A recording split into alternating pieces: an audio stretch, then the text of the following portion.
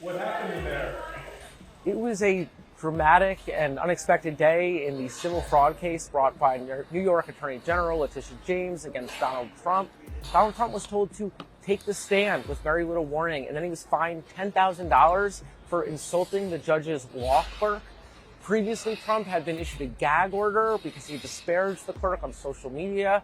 He was accused of violating that gag order today when he went outside the courtroom and told the press that he had problems with both the very partisan judge and the partisan who was sitting next to the judge. Because this judge is a very partisan judge, with a person who's very partisan sitting alongside him. And he didn't say exactly who that person was.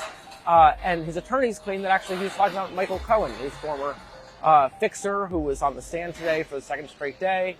Trump took the stand. He maintained he was talking about Cohen, but the judge said that his testimony was not credible, and he issued that $10,000 fine.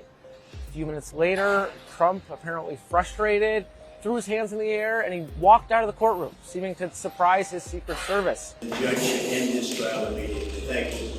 His lawyers at that point asked for the judge to basically end the trial, saying Cohen had proven himself not credible, and the judge replied, absolutely not.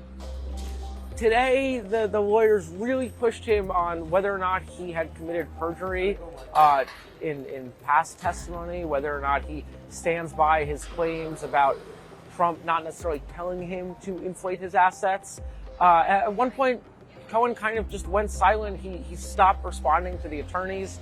And eventually he kind of conceded that Trump had not explicitly told him to inflate his assets. This is a key point in the trial.